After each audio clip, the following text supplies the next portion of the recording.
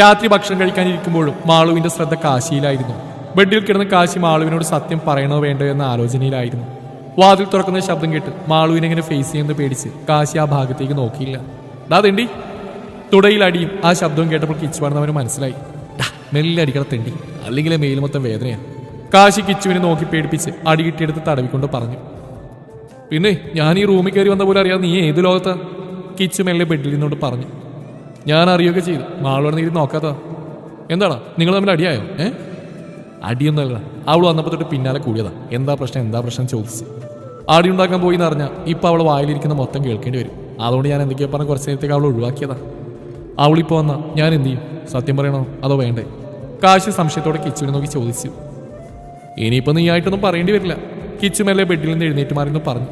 കാശി സംശയത്തോടെ കിച്ചുവിനെ നോക്കി. അതെന്താടാ നീ അങ്ങനെ പറഞ്ഞു? അത് ഞാൻ വൈശുവിനെല്ലാം പറഞ്ഞിരുന്നു. മിക്കവാറും അതൊക്കെ നിന്റെ കെട്ടികളുടെ ചെവിയിൽ എത്തിക്കാണും. കിച്ചു അതും പറഞ്ഞ് മുറിക്ക് പുറത്തേക്ക് ഓടി. ഡാ പന്നി! കാശി അടുത്തിടുന്ന തലയിണ അവൻ നേരെ വലിച്ചെറിഞ്ഞു. പക്ഷേ കിച്ചു അതിനു മുന്നേ പുറത്തെത്തിയിരുന്നു. നാറി, മനുഷ്യനെ സമാധാനത്തിൽ ജീവിക്കാനും വിടില്ല. കാശി ബെഡിൽ താഴെ വീണ തലയിണെടുക്കാൻ വേണ്ടി ബെഡിൽ നിന്ന് എഴുന്നേൽക്കാൻ പോയതും മാളു അത് എടുത്തിരുന്നു. മാളു കാശിയെ തന്നെ കലിപ്പിച്ച് നോക്കിക്കൊണ്ട് അകത്തേക്ക് കയറി. അവളുടെ മുഖഭാവം കണ്ടപ്പോൾ തന്നെ അവൾ എല്ലാ കാര്യവും അറിഞ്ഞെന്ന് കാശിക്ക് മനസ്സിലായി. മാളു! കാശി വിളിച്ചിട്ടും കേൾക്കാത്ത പോലെ മാളു നിന്നു. എത്ര വിളിച്ചു നോക്കിയിട്ടും അവിടുന്ന് നോ റെസ്പോൺസ്. അവസാനം അവൾ തലയിണയും ഷീറ്റും കൊണ്ട് പുറത്തേക്ക് പോകാൻ നിൽക്കുന്നുണ്ടത് കാശി വേഗം എഴുന്നേറ്റ് മാളുവിന്റെ മുന്നിൽ വന്ന് നിന്നു. നീ ഇത് എവിടെ പോവാ ഈ തലയിണയും ഷീറ്റും കൊണ്ട്? അതിനെ നിങ്ങൾ നോക്കുന്നേ? നേരത്തെ ആരോ പറയുന്ന കേട്ടല്ലോ, പേഴ്സണൽ ടൈം കാണുന്നോ മറ്റോ. എത്ര സമയമാണെന്ന് വെച്ച് എടുത്തോ, ഞാൻ പോവാ. മാളു കാശിയെ തള്ളി മാറ്റി പോവാൻ നോക്കിയിരുന്നു. അവൻ അവിടെ കയ്യിൽ പിടിച്ചു വെച്ചു. സോറി, നീ വഴക്ക് പറയുന്ന അറിയാവുന്നോണ്ടാ പറയാതിരുന്നു. സോറി, ഇനി ഞാനങ്ങനെ ചെയ്യില്ല, പ്രോമിസ്. ഓ പിന്നെ സത്യം പാലിക്കുന്ന ഒരാൾ ആറങ്ങോട്ട്. മാളു കാശിയെ തള്ളി മാറ്റി ബെഡിൽ തന്നെ കയറിയിരുന്നു. കാശി തറയും ചൊറിഞ്ഞ് പതി അവിടെ അടുത്തായിരുന്നു. കൈ നീട്ടിക്കാൻ നോക്കട്ടെ. കാശി സ്ലീവ് പൊക്കി മുറിവ് കാണിച്ചു കൊടുത്തു. നല്ലോണം മുറിഞ്ഞോ? മാളു അവരുടെ മുഖത്തേക്ക് നോക്കി ചോദിച്ചു. ഏയ് അത്രയ്ക്കൊന്നുമില്ല. ഇന്നത്തോടെ ഇമാതിരി പരിപാടിയെല്ലാം നിർത്തിക്കണം, എനിക്ക് വയ്യ ഓരോന്നും കാണാൻ. അവന് തിരിച്ചു കൊടുത്തേതാലും നന്നായി, പക്ഷെ ഇതേപോലെ ഓരോന്ന് ഒപ്പിച്ചു വന്നാൽ വീട്ടിലിരിക്കുന്ന ഞങ്ങൾക്ക് വേവലാതി. മാളു അവനെ നോക്കി കണ്ണുകൂട്ടിക്കൊണ്ട് പറഞ്ഞു. പിന്നെ ഇങ്ങോട്ടൊരു അടി വാങ്ങിച്ചു കൂട്ടാതെ എല്ലാം അങ്ങോട്ട് കൊടുക്കാൻ ഞാൻ സൂപ്പർ ഹ്യൂമൺ എന്നല്ല. ഓ, ഡയലോഗ് അടിക്കൊരു കുറവില്ല. മാളു കെറിവിച്ച് കാട്ടിക്കൊണ്ട് പറഞ്ഞു. കാശി പല്ലി മൊത്തം കാട്ടി അവൾ നോക്കി വിളിച്ചു. ആര് നോക്കിക്കുക? എനിക്ക് കിടക്കണം, ആ ഡോറ് പോയി അടച്ച്. കാശി ചിരിച്ചുകൊണ്ട് വാതിലടക്കാൻ പോയി. കാശി മുറി ലോക്ക് ചെയ്ത് വന്നപ്പോഴേക്കും മാളു കയറി കിടന്നിരുന്നു. അവൻ മാളുവിന്റെ അരികിലേക്ക് ചേർന്ന് കിടന്നു. മാളു, നിന്റെ പിണക്കം മാറിയില്ലേ? ഡി ഇങ്ങോട്ട് നോക്ക്. കാശി മാളുവിനെ പിടിച്ച് അവന്റെ നേരെ കിടത്തി. പിണക്കം മാറാൻ ഞാൻ നിങ്ങളുടെ കൂടെ ഇപ്പൊ കിടക്കും തോന്നുന്നുണ്ടോ? മാളു അവന്റെ മുഖത്തേക്ക് നോക്കി ചോദിച്ചു. പിണക്കൊക്കെ മാറിയില്ലേ? പിന്നെന്താ മുഖത്തൊരു വാട്ടം? അത് ഞാൻ ചോദിച്ചിട്ട് എന്നോട് പറഞ്ഞില്ലല്ലോ. വൈകി ചോദിച്ചാൽ കിച്ചോട്ടെല്ലാം പറഞ്ഞല്ലോ. ഓഹ് എന്റെ പൊന്നെ, എനിക്ക് വയ്യ. നീ എന്ന് മുതലടി ഈ ചെറിയ കാര്യങ്ങളൊക്കെ പിണങ്ങാൻ തുടങ്ങി? കാശി രണ്ടു കൈ മുകളിലേക്ക് കൂട്ടി പറയുന്ന കേട്ട് മാളി ചിരിച്ചുകൊണ്ട് അവന് നെഞ്ചിലേക്ക് തലവെച്ച് കിടന്നു. ഞാൻ ചുമ്മാ പറഞ്ഞ കാശിയേട്ടായി. കാശി അവളെ പൊതിഞ്ഞു പിടിച്ചു മാളു ഏന്തി വലിഞ്ഞ് അവന്റെ കവിളിൽ ചുണ്ട് ചേർത്തു.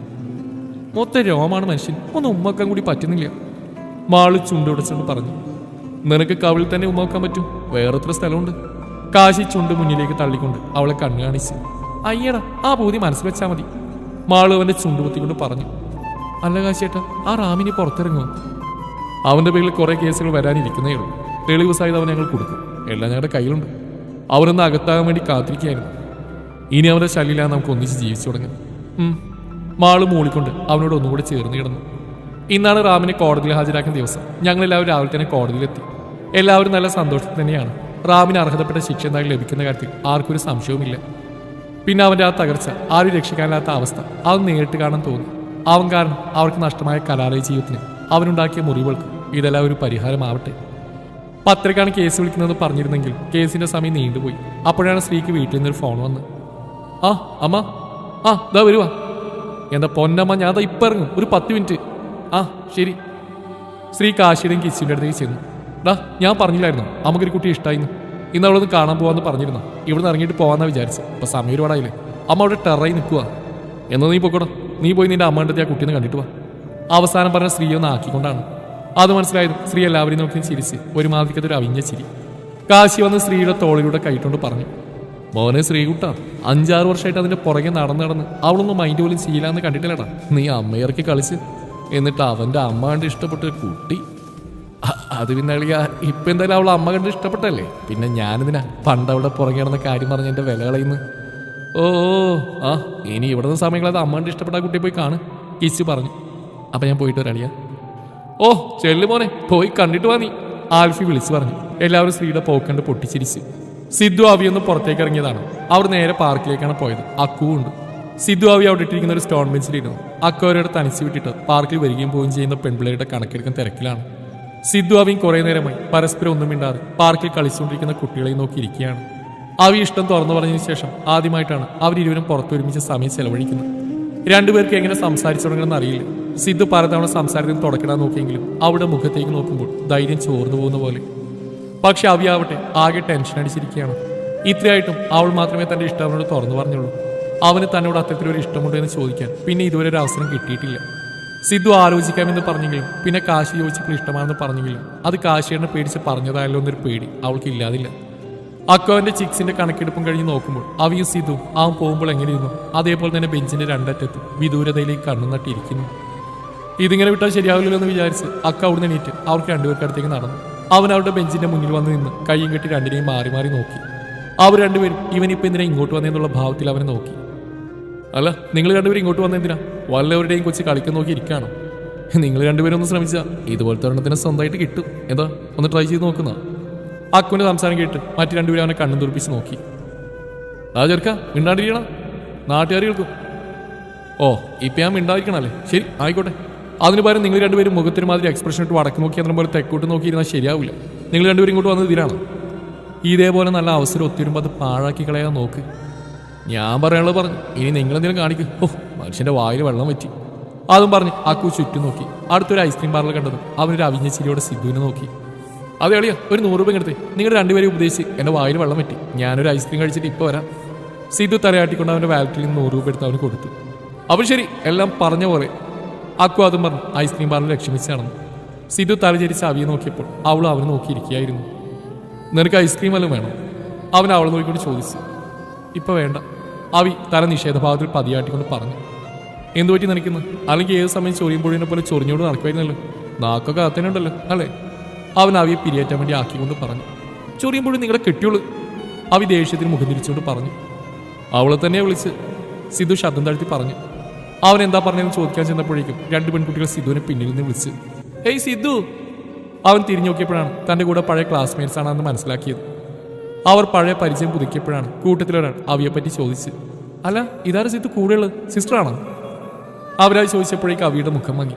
അവൾ അവൻ എന്തായിരിക്കും മറുപടി അറിയാമെന്ന് അറിയാൻ വേണ്ടി സിദ്ധുവിനെ നോക്കി. സിദ്ധു പതിയെ കഴുത്തിന്റെ പിൻഭാഗം തടവിക്കൊണ്ട് അവിയെ നോക്കി. പിന്നെ ചിരിച്ചുകൊണ്ട് തന്റെ ഫ്രണ്ട്സിനെ നോക്കി പറഞ്ഞു. അല്ല ഗേൾ ഫ്രണ്ടാ? അവനൊരു കയ്യിൽ അവൾ അടുത്തേക്ക് ചേർത്തെത്തിക്കൊണ്ട് പറഞ്ഞു. അയ്യോ സോറി കേട്ടോ, ഞങ്ങൾ ദൂരെ നിന്ന് വന്നപ്പോൾ തന്നെ നീ ഇവിടെ നിൽക്കുന്നത് കണ്ടിരുന്നു. അപ്പോൾ കൂടെ ഒരാളും കൂടെ ഉണ്ടായിരുന്നു. അപ്പോൾ വിചാരിച്ച് താൻ ഫാമിലി ആയിട്ട് വന്നതായിരിക്കുന്നു. അതാ. അതിലൊരു കുട്ടി പെട്ടെന്ന് പറഞ്ഞു. ഓ അത് സാറിൻ്റെടാ, ഇവിടെ ഔട്ടൊക്കെ മാറിയില്ലേ? ആടാ. അവർ ചിരിച്ചുകൊണ്ട് പറഞ്ഞു. അവൾ കേൾക്കാൻ ഒരുപാട് ആഗ്രഹിച്ച ഒരു മറുപടിയാണ് അവൻ പറഞ്ഞത്. അവൾക്ക് ശരിക്കും താൻ കേട്ട് സത്യമാണെന്ന് വിശ്വാസം വന്നില്ല. ഇപ്പോൾ ഈ ലോകത്തിലെ ഏറ്റവും സന്തോഷമുള്ള വ്യക്തി താനാണെന്ന് അവൾക്ക് തോന്നി. എത്രയോ നാളായി കേൾക്കാൻ ആഗ്രഹിക്കുന്ന ഇന്ന് അവനിൽ നിന്ന് കേട്ടപ്പോൾ അവൾക്ക് തന്നെ അവളിപ്പോൾ അനുഭവിക്കുന്ന സന്തോഷം എത്രയാണെന്ന് പറഞ്ഞറിയിക്കാൻ കഴിയുന്നുണ്ടായിരുന്നില്ല. സിദ്ധുവിൻ്റെ ഫ്രണ്ട്സ് അവിയെയും പരിചയപ്പെട്ടാണ് പോയത്. അവർ പോയിട്ടും അവർ രണ്ടുപേരും അതുപോലെ തന്നെ നിൽക്കുകയായിരുന്നു. അവർ മാത്രം നിറഞ്ഞു നിൽക്കുന്ന അവരുടെ കൊച്ചു ലോകത്ത് അതിൽ നിന്നും പുറത്തു വരാൻ ഇരുവരും ആഗ്രഹിച്ചില്ല. കുറച്ചു കഴിഞ്ഞതും സിദ്ധു പതിയെ തലച്ചിരിച്ച് അവിയെ നോക്കി. അവളിപ്പോഴും വേറെ ഏതോ ലോകത്തെന്ന പോലെ നിൽക്കുകയാണ്. അവൻ പതിയെ അവളുടെ തലക്ക് പിറകിൽ ഒരു കൊട്ടു കൊടുത്തു. പെട്ടെന്ന് അവളൊന്ന് ഞെട്ടി ചുറ്റും നോക്കി. തന്നെ നോക്കി നിൽക്കുന്ന സിദ്ധുവിനെ കണ്ടപ്പോഴാണ് താൻ ഇപ്പോഴും അങ്ങനെ തന്നെ നിൽക്കുവാണെന്ന് മനസ്സിലായത്. അവൾ പെട്ടെന്ന് തന്നെ അവളിൽ നിന്ന് കുറച്ച് അകന്നു നിന്നു. ആഹാ നിനക്ക് ഇങ്ങനെയുള്ള ഭാവങ്ങളൊക്കെ ഉണ്ടല്ലേ സിദ്ധു?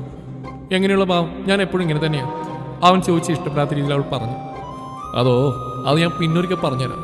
എന്ത്? അവൻ അവളുടെ തോളിലൂടെ കൈയിട്ടുകൊണ്ട് ഒരു പുരിക ഉയർത്തി ചോദിച്ചു. അവൾ അപ്പോൾ മുഖം വെട്ടിച്ച് തിരിഞ്ഞു. അവൻ അവൾക്ക് മാത്രം കേൾക്കാൻ പാകത്തിൽ പറഞ്ഞു. അപ്പം എൻ്റെ അബിക്കുട്ടിക്ക് വേറൊന്നും അറിയാനില്ലല്ലോ അല്ലേ? അവനൊരു കുസൃതി ചിരിയോടെ ചോദിച്ചു. അവൾ അതിന് മറുപടിയൊന്നും പറഞ്ഞില്ല. പക്ഷെ ചുവന്നു കയറി അവളുടെ മുഖം കാണി അവൻ അറിയാതെ ചിരിച്ചുപോയി. അതിന് കൂർപ്പിച്ചിരുന്ന ഓട്ടമായിരുന്നു അവളുടെ മറുപടി.